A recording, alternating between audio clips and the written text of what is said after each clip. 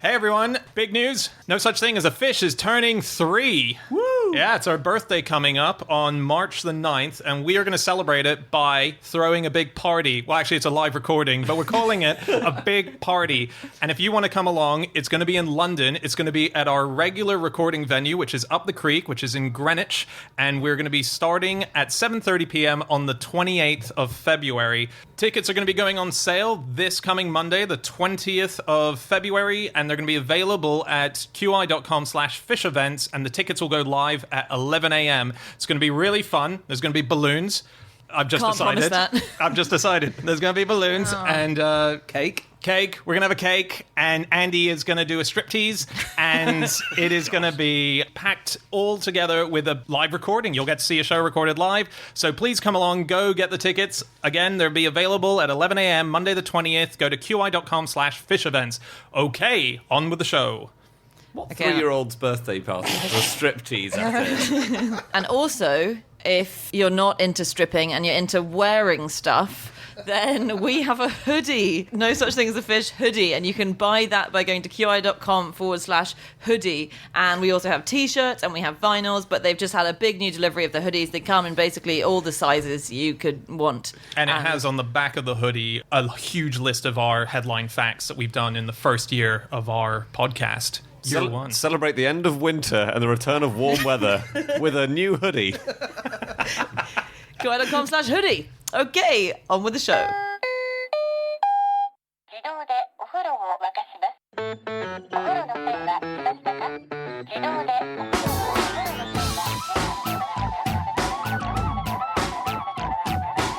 Hello and welcome to another episode of No Such Thing as a Fish, a weekly podcast coming to you from the QI offices in Covent Garden. My name is Dan Schreiber, and I'm sitting here with James Harkin, Andrew Hunter-Murray, and Anna Chazinski. And once again, we have gathered around the microphones with our 4 favorite facts from the last 7 days, and in no particular order, here we go. Starting with you, Andy. My fact is, the Doomsday Clock was originally set at 7 minutes to midnight because the artist responsible for it thought it looked good. Those were literally her words. She was a lady called Martil Langsdorff, and she was asked to come up with a cover for a magazine, basically. But the magazine was the Bulletin of Atomic Scientists. And she said it looked good to my eye when she drew the Doomsday Clock at the original thing. So the Doomsday Clock, for anyone who doesn't know, is a sort of theoretical clock saying how near we are to the end of the world. And it's put together by a body of atomic scientists and nuclear weapons experts, and they have just moved it. So we're now 2.5 minutes to midnight, which is just about the closest it's ever been. Yeah. I think at one point it might have been on 2 minutes. Oh, yeah, I think it was on 2 at one point. Yeah, you're right. Yeah, If it was around Cuban Missile Crisis time, wasn't it? No, that's the weird thing. They didn't move it for the Cuban Missile Crisis. Do you know why? Why? They had no idea what was going on. They said, we just don't have any data to make a judgment. But it was in the newspapers. Yeah. I don't think they knew whether the missiles were being primed or loaded or whether they were going to get to Cuba or... No, but that's one of the times where they didn't change the clock at all. So were they... this artist, was she an atomic scientist as well by night? No, and an artist by day? Or? No, she was married to a guy who worked on both the magazine and was also part of the Manhattan Project, I believe. He was one of the scientists who was helping out on that. She was just asked to design a cover, so she wasn't even designing a doomsday clock as such. She thought she was going to do a U, the letter U, for uranium as the cover. But she noticed in the talks that a deadline was sort of looming, and she thought, oh, like a clock going to 12, it's just on its way kind of thing. It's an analog clock as well, isn't it? So we don't know for sure that it's not like 2 minutes to midday. Yeah. Could be absolutely fine. Oh, that's great. We're a whole 12 hours away. I think they gave us not very much wiggle room by putting it at 7 minutes to, and I think that's causing problems now, isn't it? Because actually the world could get much, much more dangerous before catastrophe. And so, for instance, now is the first time that they've only added half a minute rather than a full minute to it. Yes, yeah. Because clearly we're getting closer and closer to midnight, but you don't want to say we've gone a full third of the way closer. Yeah. It's like a parent saying, I'm going to count to 3 to a naughty child, and like 1, 2, 2.5, 2 3/4. Did they factor in for when the clocks go forward? I think the important thing for everyone listening is that there is no scientific basis or proper scale to this clock. They just kind of wing it, don't There they? is scientific basis, as in it's a load of scientists who come up with it and No, sure, assess but whether the world is more dangerous or less dangerous. Yeah, but it's sort of an arbitrary scale. You know, they haven't actually worked Yeah. out this is 20% more dangerous than it was yesterday. Yeah. And it's, Yeah. So- But I think it's just 10 scientists and security experts, and they just get together in a room, don't they? And they just kind of discuss things. And then at the end of the day, before they crack open the whiskey, they go, okay, what are we going to say? 2 minutes? Pretty much that, isn't it? Yeah. So the Manhattan Project, when it was underway, so this is when they obviously, Oppenheimer and co. exploded an atomic bomb. They discussed at the time when they were planning the Manhattan Project the possibility that it could, in fact, blow up the entire world. So one of the guys working on it, Edward Teller, did some calculations, and he said that it was possible that the explosion they generated would create this fission reaction that generated heat so intense that it would trigger runaway fusion in the atmosphere. Now, I only know what a few of those words mean, but essentially the explosion was going to generate such a huge heat that the fusion in the atmosphere would spread all around the world, and the world would explode. We basically become a sun, which is like the sun's energy comes from nuclear fusion, doesn't it? Yeah, exactly.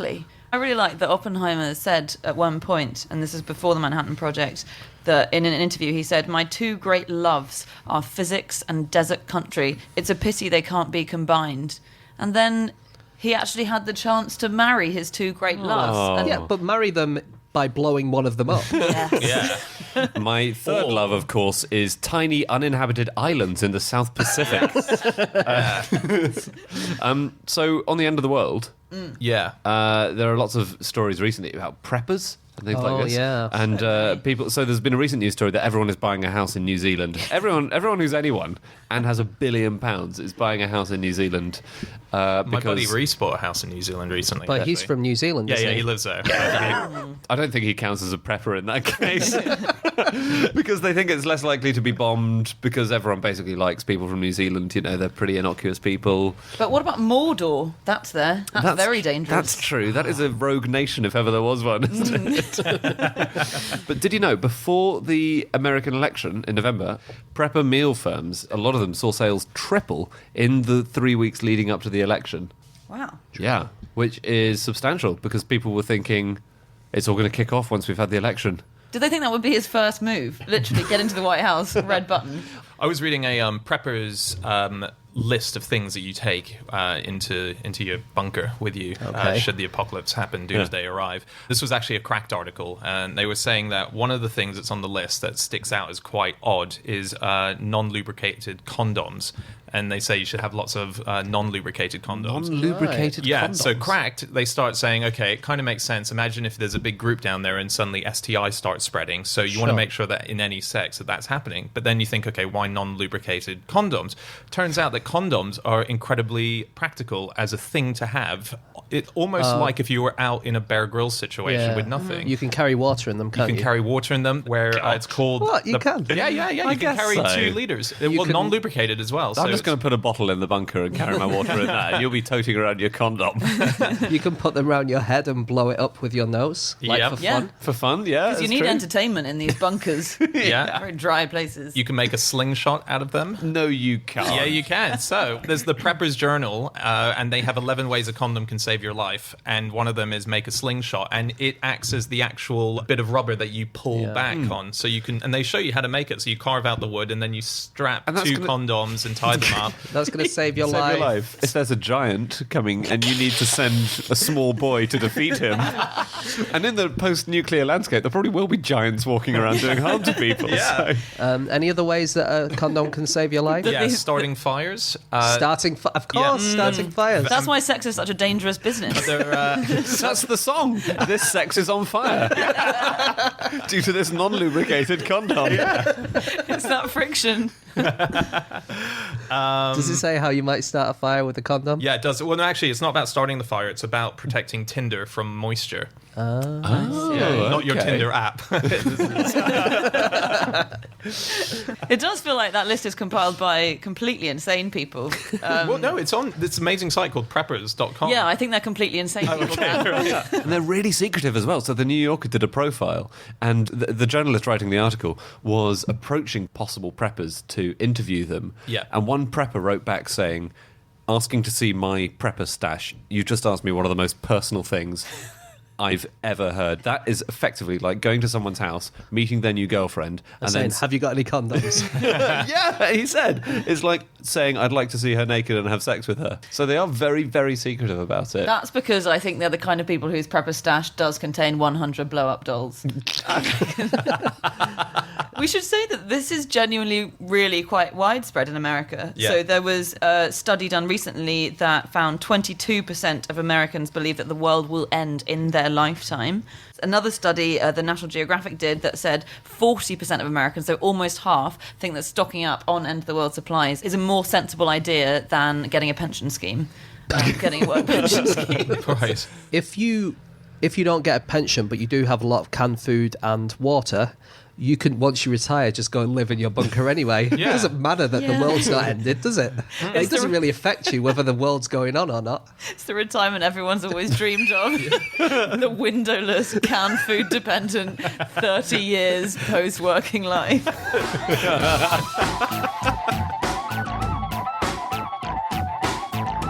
Okay, it's time for fact number 2, and that is James. Okay, my fact this week is that some villagers in the Central African Republic deliberately allow lions to live nearby so they can steal their food.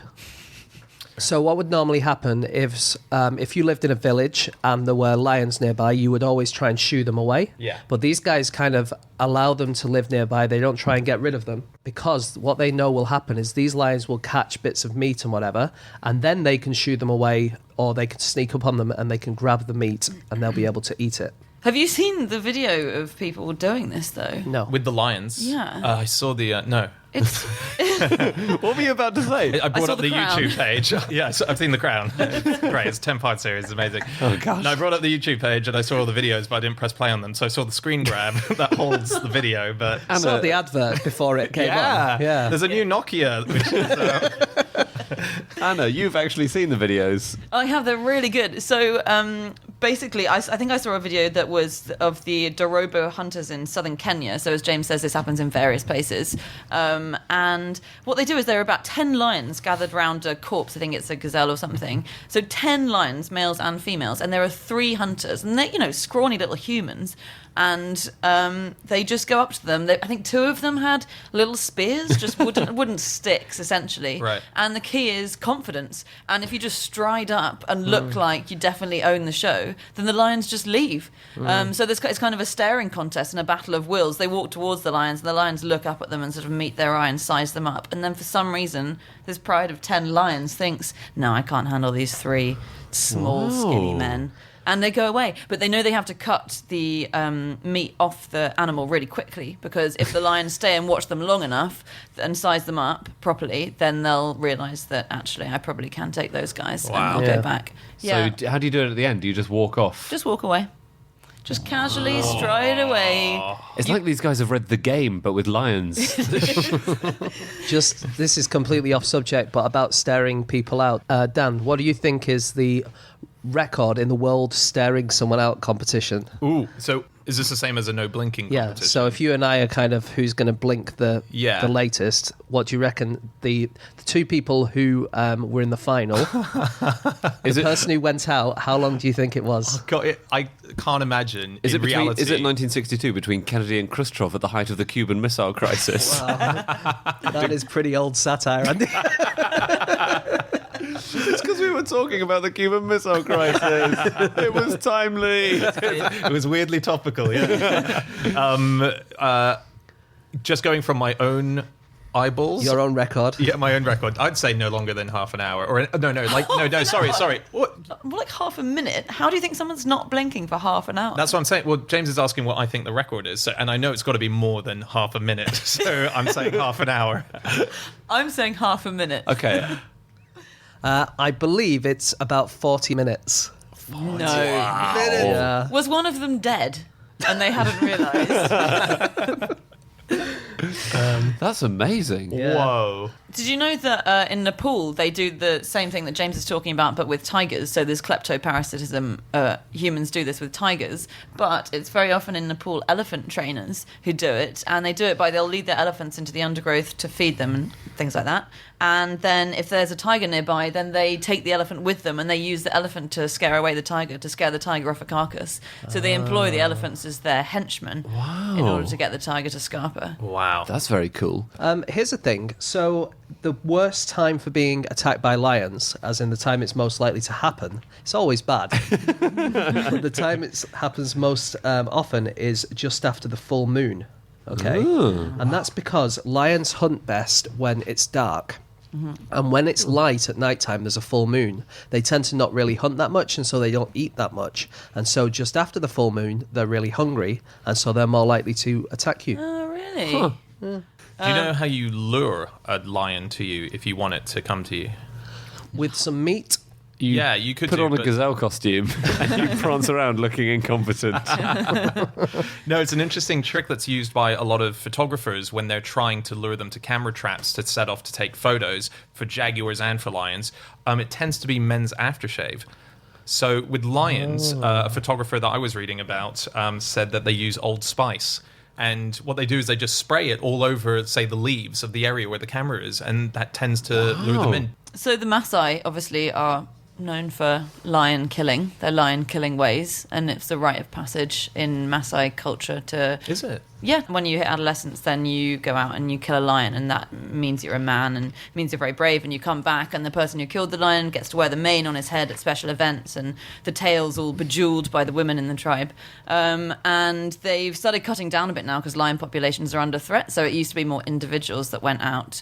Now it's more groups. But because there's a kind of increasing awareness about how lion populations are in trouble amongst Maasai people. I was in Kenya 10 years ago, and even then I met a couple of Maasai guys who were campaigning in their tribes against killing animals because they don't think they should do it. So because there's this increasing awareness, they've started the Maasai Olympics as an alternative way for men to prove their kind of status in society. And they have all the same kind of skills that it would take to hunt a lion, like sprinting or long distance running, javelin throwing, but they don't have to kill lions anymore. I watched, just thinking about humans living with lions.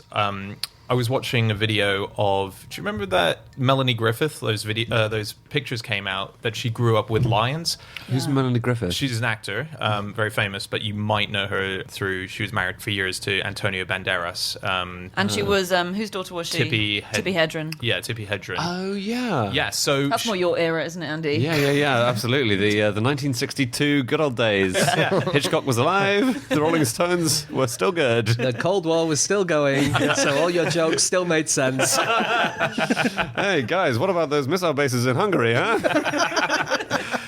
Yeah, so Melanie Griffith, the actor, when she was growing up, lived with lions, and there's all these photos of them playing in the pool, sleeping in the same bed, and so on. But her parents made a movie called Roar, which is a very, very famous movie in which they used actual lions and tigers in the movie. And a few of them, I think Melanie Griffith actually got a bit mauled in it. She had like 100 stitches off the back of it. And you can see that footage on the DVD that they've released. But you can watch the sort of collected clips from Roar on YouTube of all the lion and tiger attacks in the movie, and it is nuts. And they lived with like 100 lions, the family itself. So Melanie Griffith grew up with these lions. 100 lions? Yeah, I promise. It was like 100 lions and tigers, and you can see in the footage because they weren't all in the house, like it was an outdoor area. Oh, okay. Just the sleeping arrangements would have been bad enough. Yeah. We'll put you in the 98th bedroom. Yes, exactly. It still has got a lion in it, obviously. We have 100 lions. But it's not one of the two rooms that have got two lions in it. No. You'd never say yes to a sleepover, would you?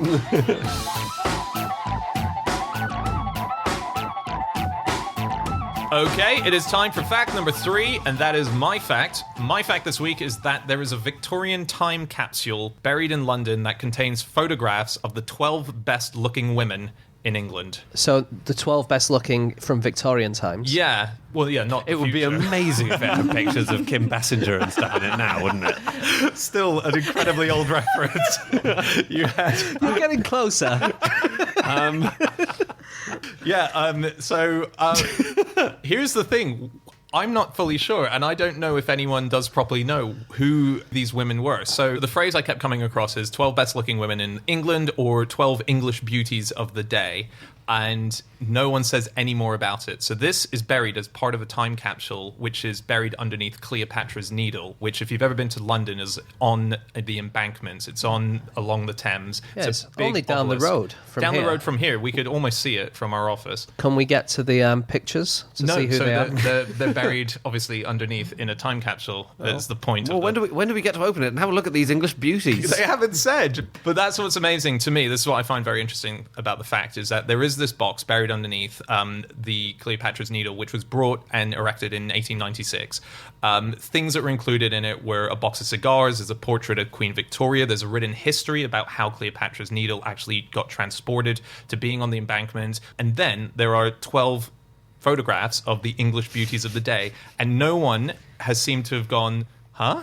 And said, who are they? Why is that? They just treat it like it's a normal thing you put in a time capsule. Well, it's a load of really weird stuff. Like, there's also a 3-foot-high model of Cleopatra's Needle under Cleopatra's Needle. Yeah, Is there then underneath that there's a 3-centimeter one? it's the original Russian doll. It's really weird. That is strange. Yeah, and they've also inserted under there one of the hydraulic jacks used to lift it up, because it was lifted by just 4 men using 4 hydraulic jacks, and it was hugely technologically advanced for the time.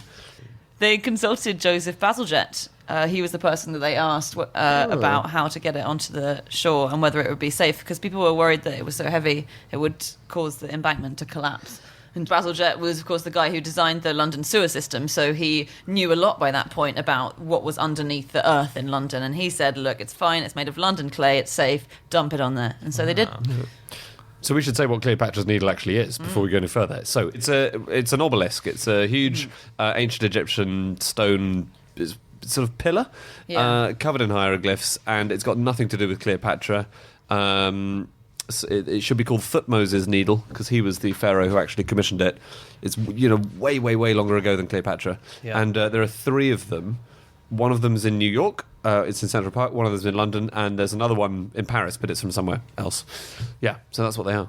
Yeah, and Anna is saying the worries about how placing it there, was it going to go through the ground? The initial proposal for where it was going to be was outside the front of the Houses of Parliament. That's where they wanted it to stand. And the Metropolitan District Committee said you can't do that because it's directly over one of our tube lines and it's going to be too heavy.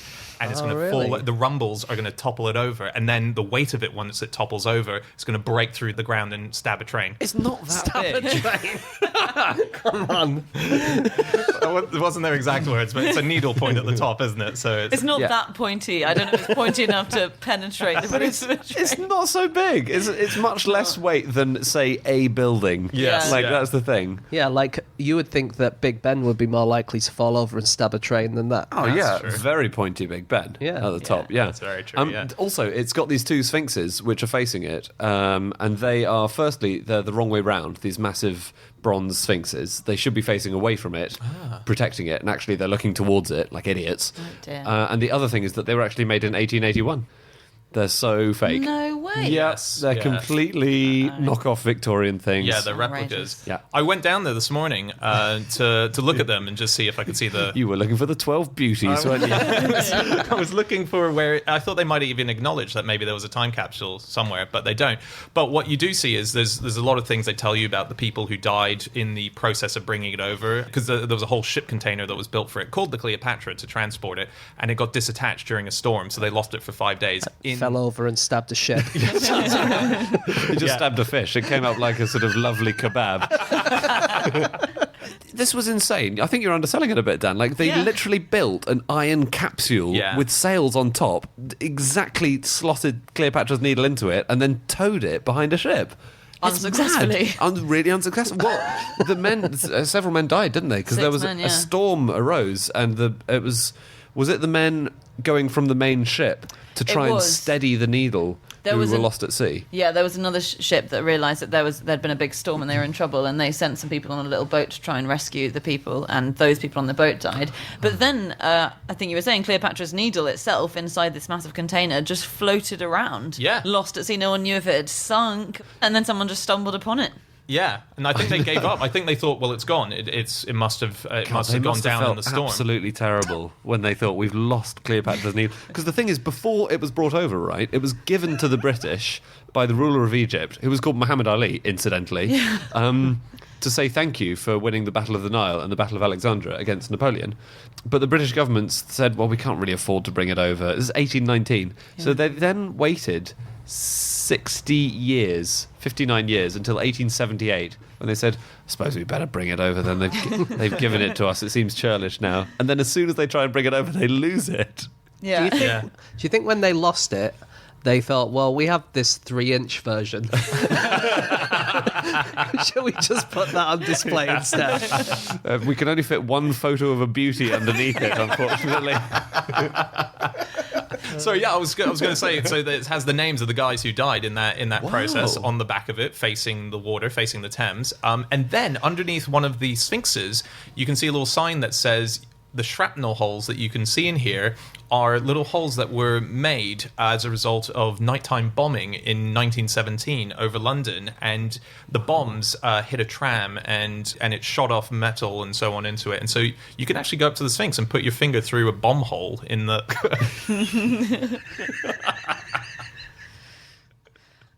God, that's out of control today. Well, we've lost Dan, everybody listening. Yeah. Sorry. You didn't see it coming, did you? You just said you could put your finger in a bomb hole. All innocence.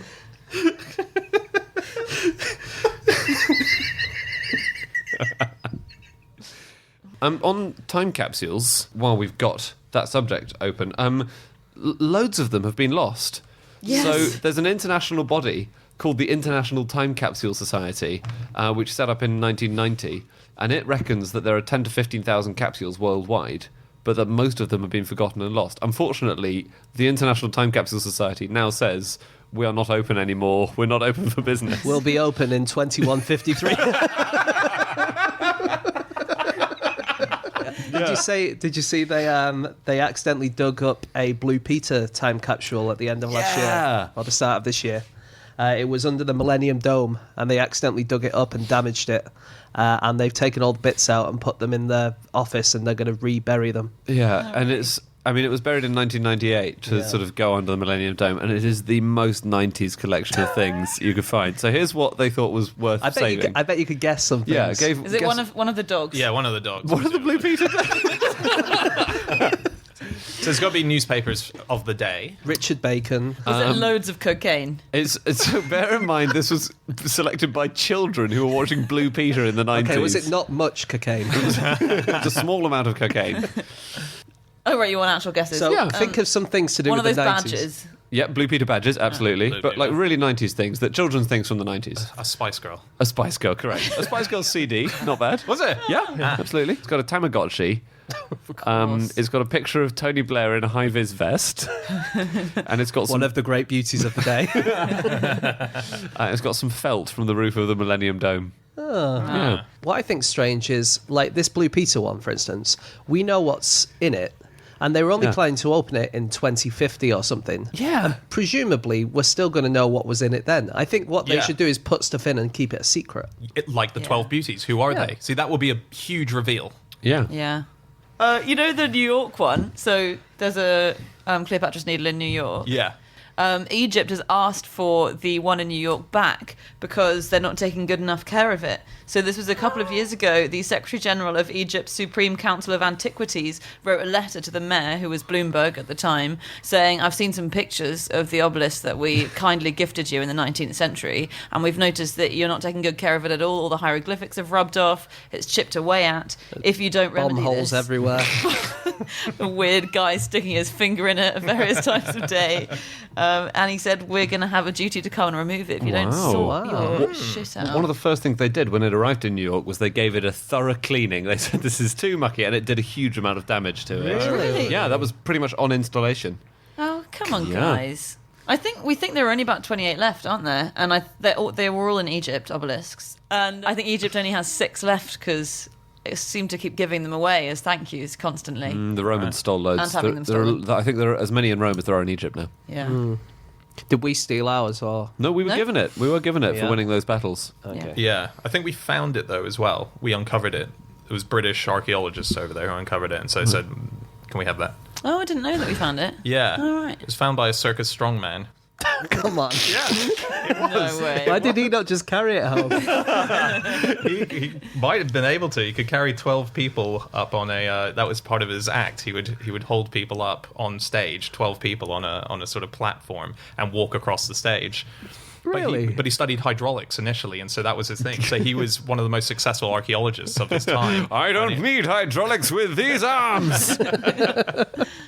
Yeah, I'm pretty sure he was the one who found the obelisks itself. If not, he definitely was very much involved with Cleopatra's Needle. I can't quite remember why, though.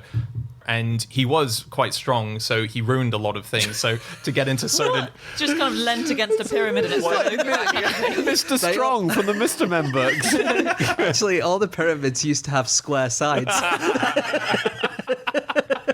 So, his name was Giovanni Battista Belzoni. He was born in Italy, but he lived over in England. He was 6'7" tall, and he was known as the Patagonian Samson when he was a strongman. And he found the tombs of Ramses I.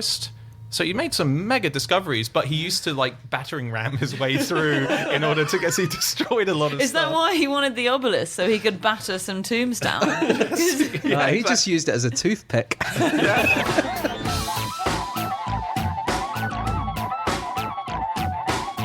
Okay, it is time for our final fact of the show, and that is Jasinski. My fact this week is that after women stop breastfeeding, their breasts eat themselves.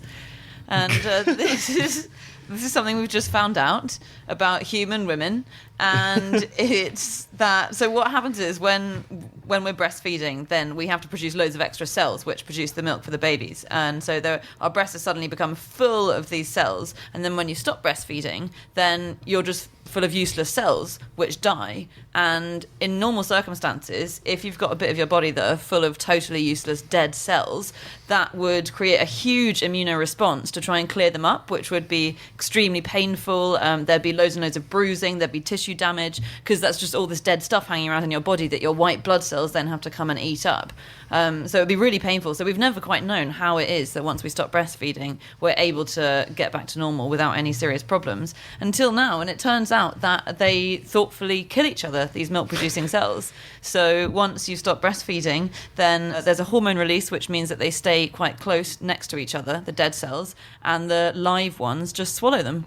Wow. And they just keep eating each other and eating each other until there are few enough left that the white blood cells rock up and swallow the rest. Crikey. But yeah, our breasts devour themselves.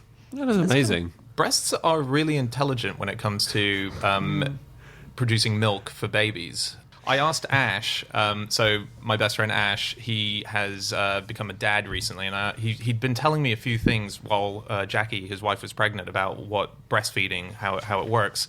And he said that basically the nipple sort of listens not being, obviously it has no ears, but it analyzes baby saliva Right. to give the appropriate milk.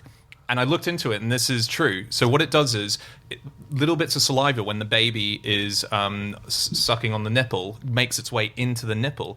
And they say that the breasts and the body of the mum actually manages to sort of diagnose what kind of milk the baby needs in terms of if it's actually a bit ill, it might need these...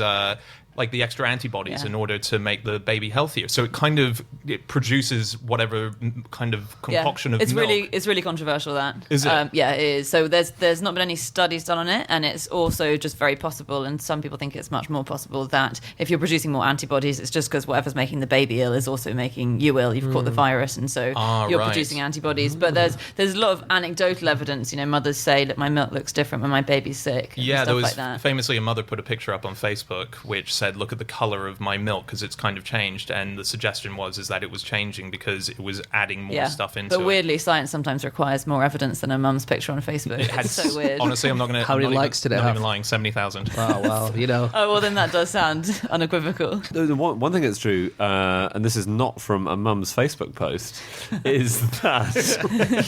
one thing is that babies can smell breasts very accurately Yes. and home in on them, because after a woman's given birth, women give off from the breast these kind of secretions which babies can smell very clearly, and babies can smell them and react to them more strongly than they react to the smell of actual milk. Oh, wow. So it's like a homing beacon saying, that's there from is the a breast little- here, make your way towards it. And then it's frustrating because most babies can't really move at all, so they just smell the breast nearby, get really frustrated. There's nothing they can kind do of- about it. when they smell these secretions, they get more interested and they sort of make more, head movements and suckling gestures and things like this than they do even when they smell milk. So that's how they sort of, I thought that was really interesting. I was reading about this for the O series research, actually. I was looking into ovulating, but very interesting, and this is related to lactation, that in the olden days when we were a hunter-gatherer society, we menstruated far, far less. I hardly menstruate at all now, to be honest. So we had far fewer menstrual cycles back in the olden days because women would breastfeed for much longer. So the average in hunter-gatherer societies now and then, the average length of time you breastfeed for was about 3 years, whereas now varies a lot, but I think it's about 6 months here. And so you'd either be breastfeeding, which suppresses your periods, or you would be pregnant, where obviously you don't get periods. And so someone worked out that back then you'd have about 50 menstrual cycles in your lifetime, which is hardly any. And now we have about 420, 430 menstrual cycles. And we're just not evolved to be able to cope with these constant wild fluctuations of estrogen and progesterone. Because we're not supposed to be doing that. It's supposed to be kind of an occasional thing between being pregnant and breastfeeding. and then you're dead at the age of 25 or 30, so... Exactly. And Problem then solved. everything really drops off in all departments after that. Yeah. I was reading about letdown. It's a phrase called letdown, and I think that I've heard it before, Dan. I've heard the phrase so many times. but it's obviously 4 people around the microphones right now who don't have children. So what we might be saying a lot of very obvious things to parents in this chat, but I'd not heard of this. Just check it on Facebook and see if anyone's mentioned it. So it's the fact that lactating can happen not just when the baby latches on to the breast, but things can spark it off. For example, if you show a mum a picture of her baby, she might let some milk loose just purely by seeing the photo. Isn't that incredible? Wow. Yeah. Or even if she hears another baby cry because of a primal urge to soothe a child, knowing that soothes, might just release some milk. Again, obviously, most mums and fathers around the world are going, yeah, we know this, but I'd never heard that before. Wow. I remember reading a year or two ago about the idea, there was a study done that a lot of babies, especially mammals, I think, all kind of cry at similar frequencies. And I can't remember why that would happen. Maybe you would look after other species. Yeah, or something. that's what that would imply, isn't it? Yeah. So if you're a baby stoat, you cry in the hope that there'll be A, your mum, B, another stoat, or C, a weasel passing by. Or any mammal like Or an elephant. Yeah. And did you see that thing this week, speaking of nursing other species, the woman in Peru who was being interviewed about floods in Peru at the moment, which are devastating agriculture, things like that, and she was holding a piglet, and as the interviewer was interviewing her, she lifted up her shirt and just started suckling the pig on her own breast. And the cameraman, so tactful, the camera swings away from that image faster than you can blink. He just suddenly takes a real interest in the surrounding scenery. It's very weird. So there are obviously loads and loads and loads of stories about breastfeeding. Saints who miraculously started lactating when they were starving in the desert. So one of them is the Christian holy woman, Christine the Astonishing. I seem to remember, could Christine the Astonishing fly as well? From her name, I wouldn't be surprised by anything she could do. I have a feeling she was in a church once and she flew up into Yeah, the eaves she of was. the church. So also in the Bible, they used to depict the Virgin Mary breastfeeding Jesus, but sometimes they didn't want her breast to seem sexy, so they put her breasts on her collarbone instead of at breast level. Yeah. So there are all these pictures. Is that of, less sexy? I suppose it is less sexy, isn't it? it's more weird, isn't Yeah, it? Which yeah, makes yeah. it a bit less sexy. Yeah. Yeah. That's really funny. So there are all these pictures of having her breasts way up here and Jesus feeding on them. Did you know that opossums, so opossums look like possums but American, their nipples grow up to 35 times their original length when they're being suckled. Do they start off really small or do they go really, really long? They're quite normal size. They get Are they? incredibly long. Really? So baby opossums climb up into their mother's pouch when they're very undeveloped, and they have to latch on immediately. And if you don't find a nipple really quickly, you die straight away. Wow. So you latch on, and they latch on, and then the nipple swells up inside their mouth, so they're locked on, and they stay locked on for 2 months. So it becomes like an umbilical cord. It grows up to 35 times its own length down into into the body. Yeah. What? That is not sexy. Oh my god, yeah. It's weird, isn't it? And because it's swollen up inside it, it's so latched on. If you try to detach one from the other, then you tear the nipple because they're locked. They're locked tight. Wow. No. No, thank you. Do you know the effect that breasts have on men? Yeah. Well, they have done experiments on men who they divided men into 2 groups, normal men and perverts. No, they asked them to do the experiment, like the experiment with children, where you have a marshmallow now or 2 marshmallows later. So they said you can have 1 breast now or 2 breasts later. No, they asked them if they would be willing to delay gratification, to get a small cash amount now or a large cash amount later. Right. And then they show the 2 groups of men 2 different films. One of them was a woman running along a beach in slow motion, like in Baywatch, and the other was some countryside. Right. And the men who watched the The countryside, was there anything? Was it just? Was there just a piglet there? There were no piglets. There were no rutting boars. No, so just like boring countryside. Sure. And the men who watched the Baywatch style video were much likelier to take the small payout now rather than wait and Right. defer their really? gratification. So it's believed that the sort of the neurochemical circuits of the brain get hijacked, and they're basically saying, pleasure now, take pleasure now. Oh, Yeah. well, that makes a lot of sense. Yeah. Okay. When I was researching this, I remembered a scene that I watched in a movie called The Last Emperor, which is about the final Chinese emperor before Mao Zedong kicked him out of power. And there's a scene in it where he's quite old and he's being breastfed by one of his nurses. And he's like 8, 9, something like that in there. So I quickly looked into it, and that was a thing of Chinese emperors. That you can actually see this really cool looking device, which is a big steel thing with a hole in the middle, and women who were basically auditioning their breasts for the emperor would come to have their breasts checked, and to see if they were giving enough milk and so on. So they would audition people and be like, Why would you have it's the breast factor, basically. Why would they need the steel with the hole in the middle?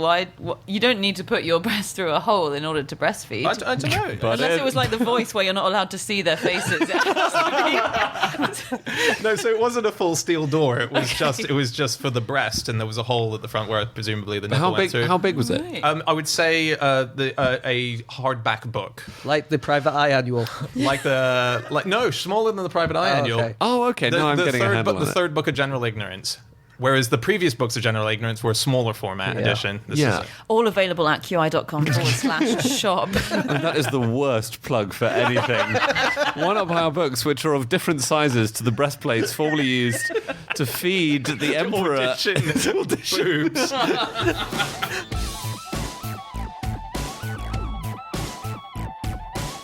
Okay, that's it. That's all of our facts. Thank you so much for listening. If you'd like to get in contact with any of us about the things that we've said over the course of this podcast, we can be found on our Twitter accounts. I'm on @Schreiberland, James, At Egg-Shaped. Andy, At Andrew Hunter M.